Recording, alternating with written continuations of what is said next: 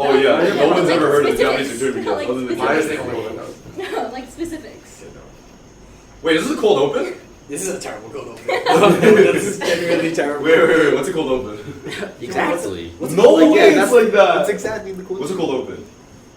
It's something that could be totally unrelated to what we're going to talk about. So, Welcome to AAPI episode 6, right? AAPI OCA podcast. Today's topic is Advocacy. Advocacy. I didn't Yeah. forget. Okay, so as members of AAPI community, Ish. we have our history is actually pretty long in America. Starting all the way since 1765, where the first Asian Filipino people came to America to settle, and ever since then, like many other minority groups, the AAPI community didn't have the same rights as some people in America. And this is, we're going to get into some of these unfair examples, and these are just the reasons why advocacy is important. I think I'm going to kick it off with the 1882 Chinese Exclusion Act. This was a law passed in the US to limit the rights of Chinese people specifically. They couldn't live in certain areas, they couldn't get specific jobs, also they just couldn't come to America. This is, back then, completely blatant racism. Now it's much different, but this is one of the reasons why we need to advocate. Yeah, so during World War II, when the U.S. was fighting against Japan in the Pacific Theater, the U.S. made this law where everyone who was Japanese American had to be sent to camps, as in they were often in the middle of nowhere, and they only contained Japanese Americans, even if they were second or third generation far apart. They would be sent there, and the living conditions there were pretty poor. And then we're going to move on to the LA riots. Does anyone want to pick up on LA riots? Do you guys know about the LA riots? a little bit, but not really. You don't speak on it because you probably know more than most. LA riots, I think there was initially a black child. Rodney King. Yeah, that's Yeah. Or I think it was in the Rodney King was shot, and then that caused, and then that caused like sort of like a movement. I guess that was in the early '90s in Los Angeles, where people from all different groups came out, kind of to demonstrate. Some things went other ways. Other groups came in and sort of either caused violence or other things, which could have swayed, public opinion. Yeah, so these are all examples of inequality for AAPI, and actually let's talk about a more recent event. Oh yeah, so more in the 2010s, there was the case of Danny Chen. He was in the U.S. military, and in the military he was like beaten, basically bullied into suicide by people in his like platoon and stuff. And he was Asian American, he was Chinese American, and it really sparked, or it helped bring more awareness to how Asian Americans are very, very, very mistreated, even in places like the military. And I think most recently with COVID-19, Asian hate has basically exploded. The number of Asian hate crimes exponentially increased, and this was due to a plethora of reasons, including Donald Trump saying like the Asian flu or the Chinese flu, or some things like this that incited a lot of hate for Asians, specifically like women and older and elderly people. All right, now that we understand that advocacy is necessary to stop these things and to help not only just AAPI people in the AAPI community, but just almost everyone in the United States or just anywhere in general, advocacy is necessary. And let's get into ways that we can advocate. Well, actually, before we start into a different topic, if we want to talk about the events before, this is a good segue into a concept that I guess I might have brought it up on another episode. It's called critical race theory. the people who have been on like other episodes of the podcast know like I love ranting about critical race theory because I love critical race theory. It's basically the concept that racism is like race and racism are both social constructs, but they're kind of permanent in America, and there's really like no good way to do away with them. The reason why I bring it up when it's related to like what Henry's talking about is to sort of illustrate the futility of advocacy. I'm kind of like cynical. If you didn't get that from the other episodes, go watch him or go listen to him. But basically, when I look at these events, I always see like these changes, the changes that occur after, or like the times of peace that occur after, only really happen because like it benefits other people in the U.S. for it to do so. It almost like never happens purely for the sake of like Asians. Like for instance, if we want to talk about like the Exclusion Acts pre-World War II, that was mostly because like all of those got done away because the U.S. wanted an ally in China and they wanted to decrease racism towards Chinese people, and as a result, they not only like took away all these racist acts, they also made Asians the model minority. Again, like we sort of talked about this on the other episode, but like trading one racism for the other, this isn't really like in the same sense, but basically it's the idea that like racism can't really be done away, and like as much as we want to advocate, it's kind of futile. Wait, how do you pronounce that word? Futile. Whoops, futile. But like, I don't even like know. So critical race theory is like, I'm going to be talking about this over and over again, but that's not to say like I don't believe in the power of advocacy, because I will later talk about like good ways to advocate. But that's something to keep in mind for the rest of this episode. Personally, I disagree with how I think advocacy definitely can be useful. I don't think it's futile because, I mean, every single time you've seen these protests, they generally have a good outcome. Like whether it takes away from another group or not, the ending result is positive. And especially for certain minority groups, and that's what's needed for these certain minority groups who don't have as many rights or who don't have as many opportunities. And this is why we need to advocate. Yeah, I guess we can move into like the topic that Henry wanted to talk about originally, which is how we can advocate and like what we can do as Asian Americans and as non-Asian Americans. For the audio listeners, which is just every listener, we do have I don't know, how do you identify racially? I'm not sure. Well, he's not Asian. Caucasian? He's Caucasian. Sure. Okay. Well, I guess when we blunt about it, he's white. Yeah. Yeah. He's with us on the podcast today as like kind of an impromptu guest. So yeah. To start off on like how we can advocate, I mean, apart from like the usual like protests, going to events or rallies, stuff like that. I mean, first off, like, have any of us done like any sort of advocacy? Raise your hands. Any raise a hand? I mean, I guess I can start off with like one common factor. This is a form of advocacy technically. Yeah. Podcasting for AAPI and OCA. Yeah, so I've been working with OCA for a very long time now. I was, ever since I was young, my mom always brought me to these like OCA events. It was basically ingrained into me, the OCA like culture, I guess. I eventually, senior year, I became president of the Young OCA, and I organized a debate training on the importance of knowing what the model minority is. I thought it was an extremely important topic on teaching the youth, especially the youth, what model minority is and why it is harmful to everyone. Yeah.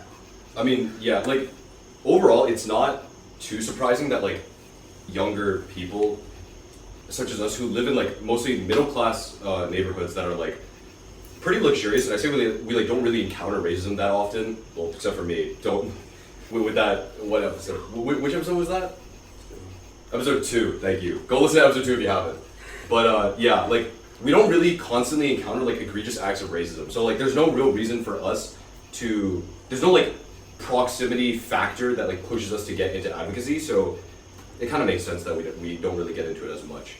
I mean, that's actually one of the reasons why recently with the COVID-19 and the Asian hate crimes, there has been a lot of Asian groups or AAPI groups just like banding together to protest about how this is so terrible. Yeah, you see an explosion of activity after like a bunch of Asian people were getting like shoved onto subway tracks, just like straight up beaten up in the streets, like terrible stuff like that. as a result of like living in the conditions that we do live in, we don't encounter those factors in like a proximity sense. So like even when they happen, they're kind of like really disconnected from us. So that's like one reason why people don't really get into advocacy. So that about wraps up why we don't get into advocacy, which is important to identify because it's pretty critical to like look at the source of the problem if we want to get rid of the problem. As for like forms of advocacy, do you guys have like opinions on, I guess, like which are better than the others? No, that makes sense. I mean, certain forms of social media advocacy can either be good or bad. I feel like depending on how people use social media, it can either be really good or really bad because easily like advocacy can turn on like whatever it's trying to help, I feel. Like whether it's like just through improper channels or if people get the wrong idea or like from outside sources, people can try and sway people like with either misinformation or other stuff, and that can really throw advocacy. I'm actually of sort of the opposite opinion of Connor. I don't think I think social media is like all like kind of meh at best in terms of like how effective it is. For instance, like when I go on, I don't know, Instagram or something, and I see like hundreds of stories about like people posting about Asian advocacy or like stop Asian hate, stuff like that. Like it doesn't.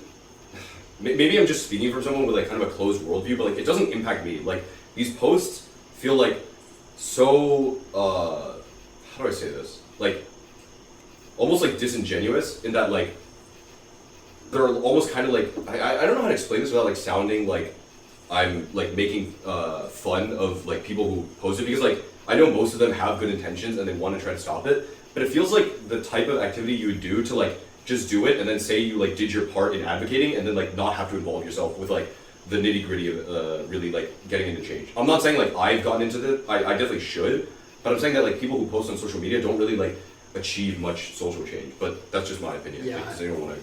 I agree with both of you guys. I think with social media, you definitely have an easier way to reach a lot more people than if you were to do anything in person.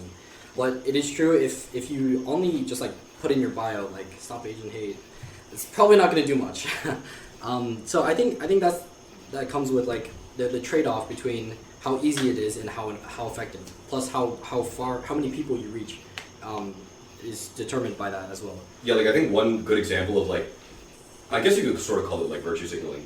One good example of that is like Asian like boy band or something posted a picture of them like all kneeling down, kind of like smoothing back their hair, like trying to look like really nice for the camera. Right? K-pop. Maybe it was K-pop. I don't know. They were all just like posing as models, and it had nothing to do with Asian hate or anything. And the caption was just like "Stop Asian Hate."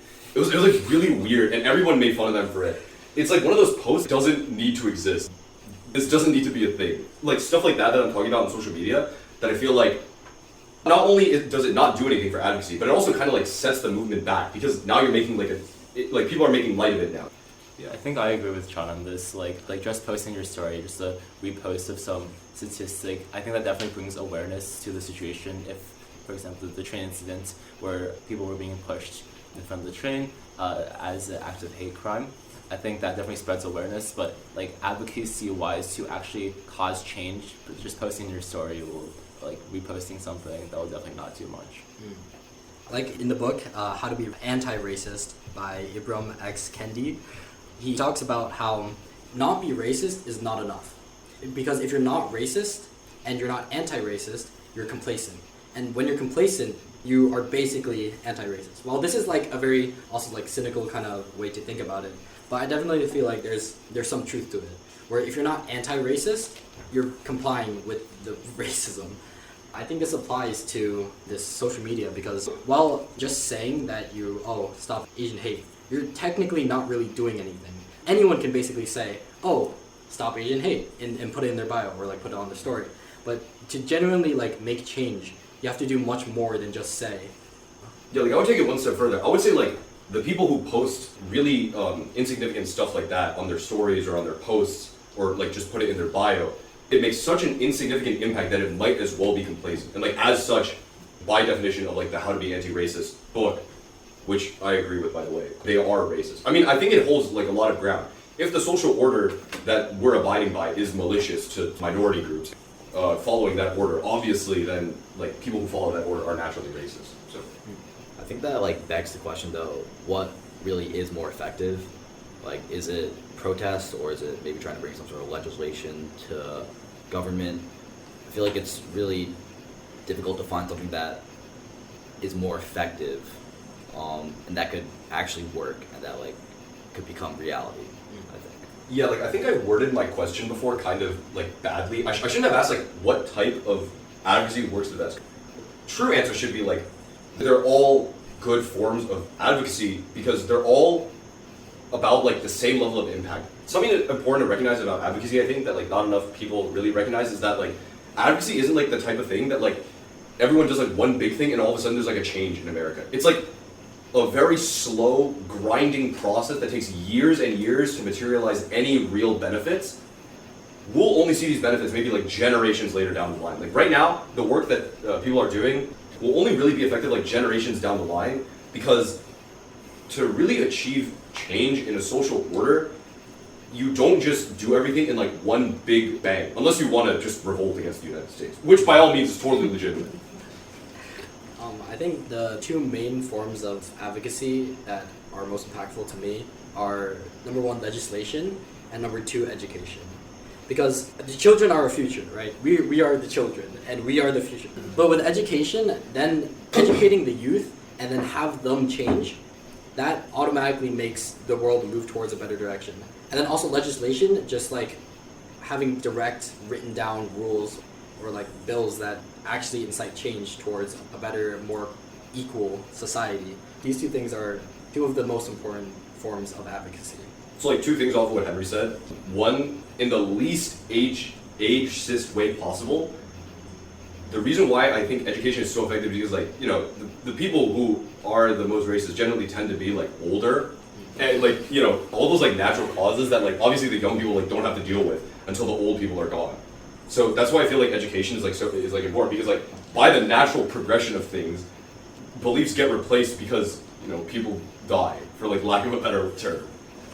And then on the idea of like legislation, like the reason why it's important to recognize, especially for like Asian parents who like not really like understand what advocacy is, I think it's important to recognize like why, advocacy like takes so long. Currently like the laws that we have exist to preserve the social order that we have. The issue is the social order that we have is like kind of crappy. Advocacy seeks to change that, but they have to act in a way that upsets the social order without breaking any laws, which is really, really difficult, because if you're upsetting the social order, you're also breaking laws. So they have to find loopholes in that, like peaceful protests, rallies, activities that cause maybe just a couple of more heads to turn, maybe like a couple more minds to like think maybe they were wrong about their beliefs, or maybe they should change the way they think. And like by that minute growth of people, that's how we affect real change. I think to bounce off Henry's point, personally I think the main point between of the 2 points he said of either legislation or education, personally I think it would be education, because most of what's happening in the news right now is because of ignorance. It's because of like lack of people not being able to see the Asian American perspective, or like stemming from hate due to them not being educated enough. And I just don't think that's completely the government's fault. Like talking about legislation wise, like for Henry or Sean, like which legislation would you guys be passing, and how can the government be better at doing this? So one example actually relates back to education, is adding Asian American history into curriculums. So recently I went to the OCA National Convention. One of the things that they were doing were, in Texas, they were trying to pass legislation, or like pass like a bill or something, some form of government law to require a certain amount of Asian American history into K-12 curriculum. So to answer David's question, I personally don't know. Like if I knew the answer, I wouldn't be here. I'd probably be out like affecting real social change than sitting here with Henry. But well, that kind of leads me to the second note, which sort of contradicts my last sentence, which is I actually really agree with what he said on like affecting real change in curriculums. I sort of stole this idea off of like a TikToker, like a politics TikToker, chill. So basically, the person like identifies that the curriculum that we view now is meant to serve the interests of like the established order that wants to keep things the way they are. The way that things are is, again, like a system that doesn't really favor Asians or like really any minorities other than like the top couple percent-ish. Like, our curriculum is really bad. It's not comprehensive. It doesn't cover the history of minority groups that have in America. It mostly teaches, like, I'd say, a kind of glorified version of America that doesn't tell the full story. By dispelling that myth and, like, instating, as Henry mentioned, like, Asian history, I think that's probably, like, the best way to achieve social change. Obviously, putting this in the curriculum, you're not going to see results in the next 3-4 decades, maybe even like 5. But over time, I feel like you're really going to notice that things are going to change, especially because by adding this to the curriculum, you're doing something that I feel like a lot of people who do have prejudice like sort of miss out on, which is the fact that like the humanization of minority groups. Like, a lot of people with prejudice like simply don't view these minority groups as like human, which is why they think it's acceptable to like behave this way towards them. But by humanizing them in the first place, like, it makes it a lot harder to, or like, when I say by humanizing them, I mean like minority groups. By humanizing them, it makes it a lot harder to like really commit these acts because you view them as human, you have empathy towards them. Unless like these people are born psychopaths, in which case I give up. Yeah, so I agree with what Sean said, but I would use the word normalize because with people who aren't seen as often in media, it's a lot easier to think of them as eventually dehumanizing. I guess like going back to the previous question of which form of advocacy is most effective, regarding legislation, I think definitely voting. I read somewhere that like I think Asian Americans have one of the lower percentages of voting registration and voting during the midterms or during districts or like national elections. I think in order to actually achieve that education aspect through legislation, we need to vote for representatives that actually believe in that and who actually incite that change. And abolish the electoral college. That thing stinks, respectfully.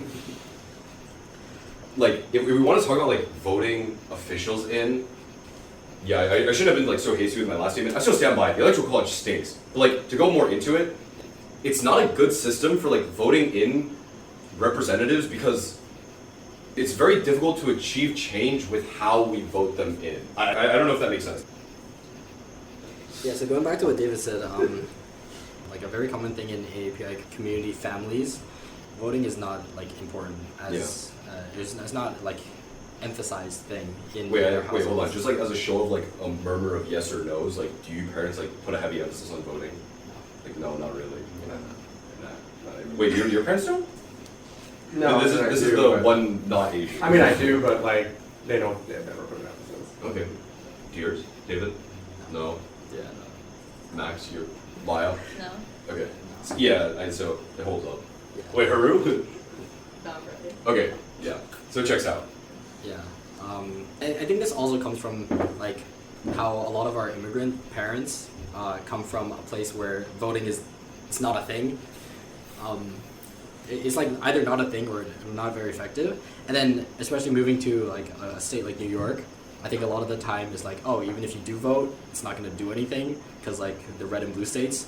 For me, I definitely had that perception as like, oh, even if I did register to vote, it's not going to change anything. Like, I'm going to be voting for whatever. It doesn't matter what my vote is. But I think that needs to change because without voting, your voices aren't going to be heard. That's one of the reasons why Asians, as like the model minority, are a majority of the time like looked upon as the quiet group because they've learned to keep their head down, just do the work, try to assimilate. They've been successful, but now that assimilating is already completed, we need to start registering to vote. Okay, well, like kind of taking that back towards like education, like we were kind of talking about the whole system in general, like none of it is standardized, so right now there's no curriculum like across the board, across the country, and it honestly depends like on a state by state basis, like Henry was kind of saying, like red states, blue states, so that like only makes it even more important to go out and vote because even on like a local, like in a county level, like you can vote in people that would sort of propel those views like of AAPI like support, and like that could then trickle down into the classroom and bring it at least until it's all standardized like on a local level in your own community, which I don't think, I feel like people don't look at that too much. But Yeah, it's really important to teach like Asians that have sort of like viewed their entire life that like as an individual they don't really have control over America as a society. It's really important to teach them like they definitely can impact the system, especially like true way of voting. I still stand by like voting for the electoral college is like really crappy, but it's the best way that we have to really like achieve the impact that we're looking for. also on another point of like why I think that this like mentality kind of developed that like voting doesn't really do anything, especially like in the time period that our parents came here, like not even like China's debatably questionable system of elections. Like when they came to America, they didn't really like have a voice because that's just like how the climate and the legislation was set up as. Like it was meant to suppress minorities that like weren't white, that didn't like fit the American dream that was sort of like being marketed. That was like kind of the trademark of the time. So yeah, that's like another reason why. So I want to go back a little bit back to education because I remember what I was going to say. With the normalization, I think it's not only important to have Asian history in these curriculums, but specifically Asian American.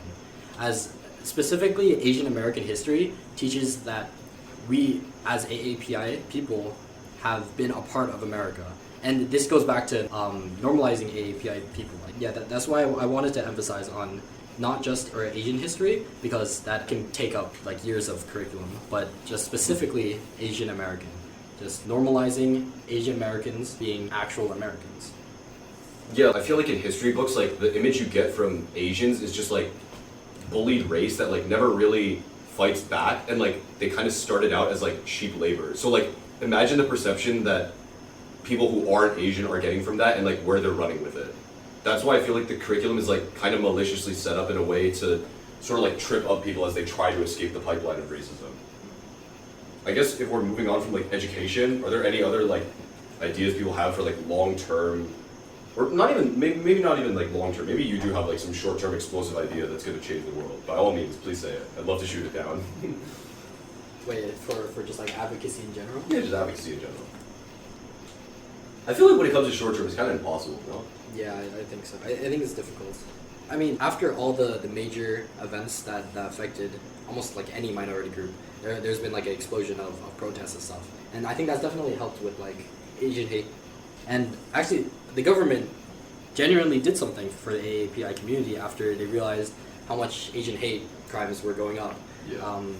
I think almost every single, even like state government, federal government, all forms of government almost, has put in place like these protections for Asian Americans specifically. Wait, like what?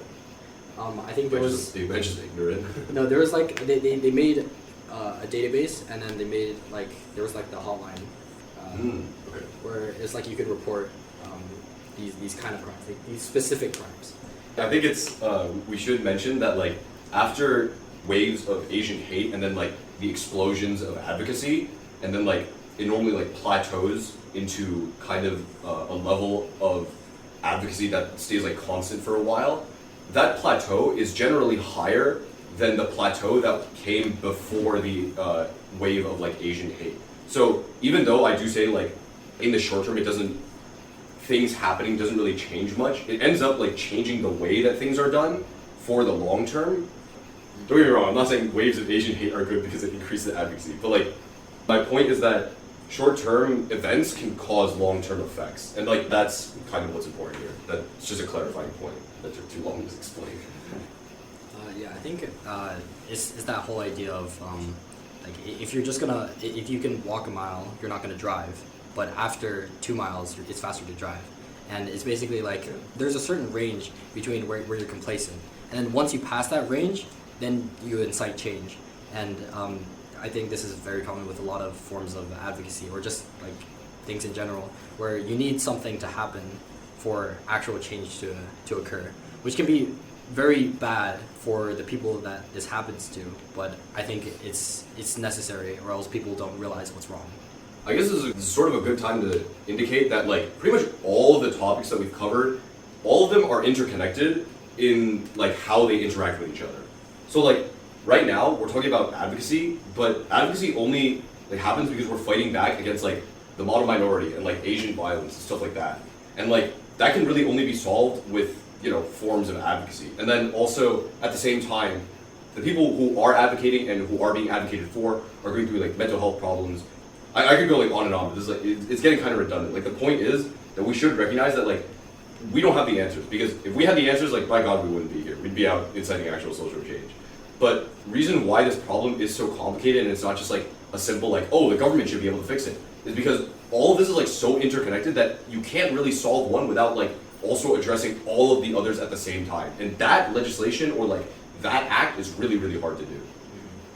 And actually, what we're doing right now is one of the forms of advocacy. It's education.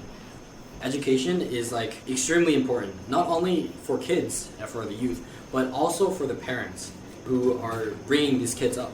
Because without educating the parents, they're just going to continue what they learned. They're going to learn from what they thought were their mistakes. But as we talked about previously in the podcast, we live in a different time now. And the time is moving really fast. Like technology is growing exponentially. Oh yeah. A good point that we made up that can like how to affect like developmentally, sort of in lieu of education, is that as your kids are growing up, you should definitely encourage them to like not just stick to like Asian communities and like try to like homogenize themselves. It's really important to like to make friends with like kids of other races, because that is probably like, I'd say from like a psychological standpoint, that's probably like the best way of humanizing like other groups, is by like going out and becoming friends with them. Because you see like they go through a lot of the same things you do. They like laugh at the same things you do, they cry at the same things you do, they smile at the same things you do. You develop like actual empathy. A lot of the areas in the US are kind of like homogenous in their communities because like that's just sort of, I don't want to say like that's how it developed over time, because personally I feel like it's more a result of systemic racism. But because these communities are like homogenous, they never go out and they realize that like other communities are like humans too, because they never have the chance to meet these people and like get to know them. And that's sort of why it's like important to go out and make friends with other groups, just because you get to see their side of the story. You don't just instantly view them as the enemy. Well, I agree. It's important to have people who don't always look like you as your friends. I think it's definitely good to have like some people who you can identify with. Going back to the identity crisis episode, we talked about how finding someone or finding a group of people who look, I don't know, who look like you, probably have the same issues or going through the same identity crisis as you don't look like the people like everyone else, but you also don't relate back to the country that your parents came from. I mean, it's definitely, the most important thing is balance. Just trying to find the balance between having a group of people that you can like full on relate with, and then also normalizing people like from other cultures and other races to come together. And yeah, generally we like do encourage balance, as Henry said, except for anti-racism. Take that to the extreme. Oh yeah, so like actually trying to cause legislation change. I think the thing with like calling legislators, I personally like don't have experience with this, but like from how I perceive it, I feel like it's not overall like very impactful. So like please by all means like disagree with me, because I'd love to hear something hopeful for a change, but like these legislators get like calls like these like constantly. Their mind has like kind of just filtered them out at this point. They don't really view it as like advocacy anymore, just like kind of an annoying thing to get over. I view the people in government, and this is just my opinion, as like very cynical people who like got into their jobs to like try to enact change, and then they realize like how slow government is to really change. Sure, our system is made to kind of update and improve and adapt over time, but that's like over a lot of time. The US government is not an easy thing to cause like drastic change in, and we were kind of built on like really bad ideologies. So when it comes to shifting the way that government operates, I think that type of advocacy kind of is, I know I said in the earlier like all advocacy is created equal. I didn't say that verbatim, but something like that. But advocacy that tries to target like government change isn't as effective as advocacy that tries to change perception of the general population. But maybe that's just me, if someone wants to speak up. Well, I think it definitely depends. I interned at Westchester County Gov, and in the economic development department. Yeah, so I basically was an intern there, and one of the things that we worked on, or the things that I helped with, was MWBE, so Minority and Women-Owned Business Enterprises. This program was basically created to help women minority-owned businesses, where they basically gave grants to people who of minority or women. And I think a few years ago this definitely wouldn't have been a thing, but This is one of the things that show how government is slow, at least like the county government is trying to do as much as they can. Well, do you think in the sense that like a few years ago this wouldn't have happened in Westchester County, or a few years ago this just wouldn't have happened like over the entirety of the U.S.? I think or specific areas of the U.S. I have no like actual perception of this, but I don't feel like there would have been a program that was created just to help people in minority groups. I mean, I feel like Westchester is like probably one of the more like tolerant communities out there. They're definitely like significantly more open, especially since minorities make up a substantial portion of the population. That kind of sounds like contradictory, but you get my point.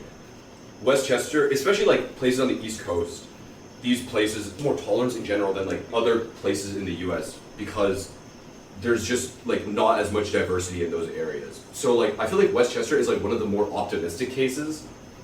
I don't think you'd see this like type of thing even now in like other parts of the U.S. But that's just my opinion. I have a very cynical view of the government.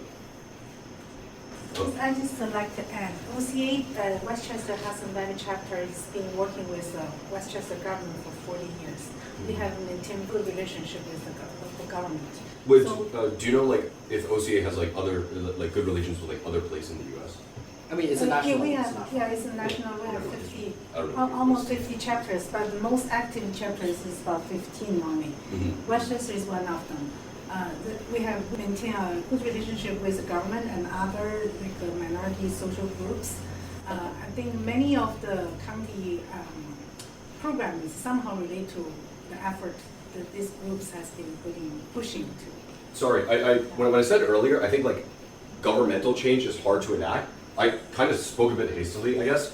I think governmental change, when it's made by like, how do I say this, like normal people, I guess, is like really difficult to, or when normal people try to change the government, it's really difficult to like cause any major shift. But when you see like organizations like OCA, like actively making good ties with the government, I think that's an example of like good governmental change that like positively affects minority groups. Because like literally that's like the evidence is just like what Henry said. I think looking through the applications of the MWPEs, it was definitely a slow process. There were like applications from like 2012. There was only like one or two, but like still they were in the cabinet. You know, I had to sort through them, and a lot of businesses that really didn't get the help that they needed quickly, especially during the pandemic, because a lot of businesses closed down from the pandemic.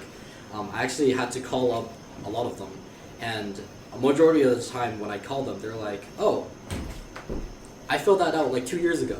I was like, I'm just an intern. But yeah, it shows how slow sometimes the government can be. But I think there is incremental changes that are needed.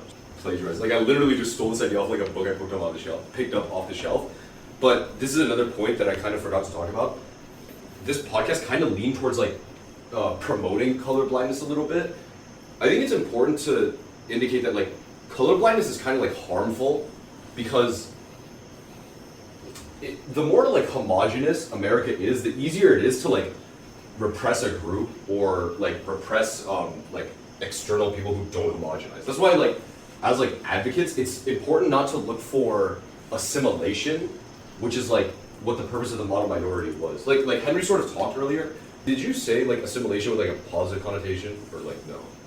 I mean, it was useful to them and it worked. Yeah, like Now, assimilation is like not good in the long term, I feel, because it opens us up for like a lot of outcomes we're currently experiencing now, where Asians are kind of easy to oppress because they're just viewed as like, oh, they can like submit to like whatever and whoever. So like, it's just like something to note that in advocacy, like you don't want to look to assimilate. You want to look to like make people acknowledge the fact that you're like both human and you're different, and like that's, I guess, the end goal. I think in the end, we need to normalize Asian Americans. And be proud of it. And be proud of it, yes. At the OCA National Convention, there was an Asian actor who acted in Crazy Rich Asians. His name was Chris Pang. He wasn't supposed to be a speaker, but he ended up being one. And he talked about how Asian Americans in media initially was extremely rare. It started off with like Bruce Lee and like some like kung fu films. But even now, he's probably top 5 Asian actors, but he still doesn't get any roles because they don't really need any Asian lead roles.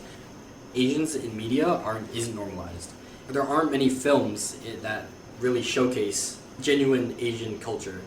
I think we talked about in episode 2, 3, how the Minions movie showed like extremely stereotypical Asian kung fu master. Yeah, like, sorry, I'll just clarify this. Like, it kind of represents a bigger issue in a lot of Hollywood movies where whenever an Asian is shown, it's either like immediately just assumed they're like the instant association with like kung fu, dragons, a lot of red. What was the other thing? There was another thing. The Zodiac. Constant associations like this that kind of like reinforce almost like goofy view of Asian Americans. And also, when you take a culture and you distill it into like a set of highlights, it kind of trivializes that culture and makes it like makes people's perceptions of that culture like really dangerous. Because then it just gets into like not viewing that culture as legitimate, and then you get into dehumanization, and that's the pipeline. So for me personally, whenever I watch a movie or like watch a TV show with an Asian person in it, it's like, oh, there's an Asian guy in there, or oh, that person's Asian. It just shows how rare it is to have these Asian actors in American films, normalizing Asians in everything, but specifically media because everyone can see that. So I think like it's kind of like, so if you're an Asian parent and you're listening to this and you're like kind of wondering, we're giving these sort of like simplistic answers as to how you can advocate, how you can, I guess, teach your children to like they won't experience racism. America is kind of segregated, not in the obvious like, oh, by law like children of color attend different schools, but like systemically speaking, I think the stat that I just got from this handy dandy book here is like white families' social networks are like comprised like 91% of like other white people. And that's why it's like kind of hard to achieve understanding from like all sides, because these like communities are culturally homogenous and also like very, very strongly culturally homogenous. Like it's hard to sort of like go into these communities because you're kind of like an alien to them in like these racist way usage of that word. We're kind of making it sound like a lot easier than it is because we're talking about it on the podcast, but like again, this stuff takes like years and years and generations to change. So, you know, don't just try to do it in one evening. Yeah, talking from personal experience, I think a large part of my social network is, I mean, I'm Chinese, so a large portion of my social network, at least for my parents, was Chinese. And it makes sense because, I mean, as like first generation immigrants, you only speak your home tongue the best, and then you speak, or you learn English. And of course you have an accent, or less of an accent for some people. I think that's common for older generations, but and some newer generations, but I think it's a lot easier for newer generations because there isn't as much of a language barrier between different cultures, I guess, at least in America. I guess like something else advocacy-wise is, like I said before, this podcast. So it's important to like, because overall this podcast was mostly about personal experience or like our experiences with being Asian American or AAPI individuals in the United States, and it's important to share this perspective with other people who have not experienced similar experiences. I mean, yeah, as it stands, like we haven't been involved in advocacy much, and that's why like we feel like it's important that you encourage your kids to like get into advocacy. Like I know for me, my parents never really like, I don't even think I ever heard the word like advocacy or the Chinese equivalent of it. What's the Chinese equivalent of advocacy? I don't know Chinese. This is why we feel like it's, on God. Exactly. So, I don't think I've like ever heard that word from my parents, and like that's why I think it's really important that you teach, especially if you're a parent and you're listening to this, or if you're a kid, like go out there and advocate, or at least like learn how to advocate and learn like venues that you can take, because like we like kind of are like starting right now, and like we're kind of not even starting it for like an entirely genuine way, I guess.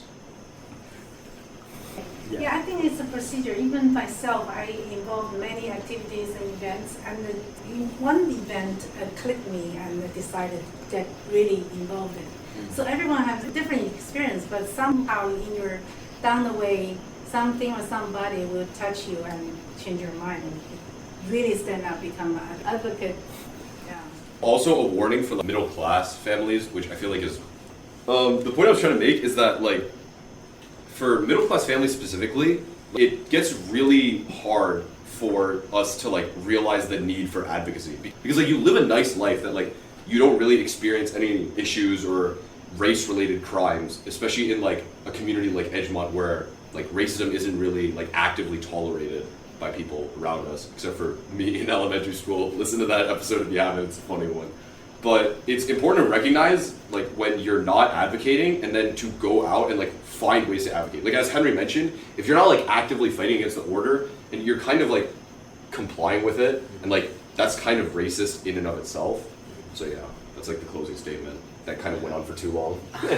I think to sum up, making another closing statement, I guess. But to sum up everything, what will come out of this podcast episode is that advocacy is necessary. Ways to advocate is to call your legislator, attend or join a local or even national advocacy organization, volunteer yourself, and try to educate people. Yeah, like OCA is really good. Not even a plug, but OCA is. Yeah.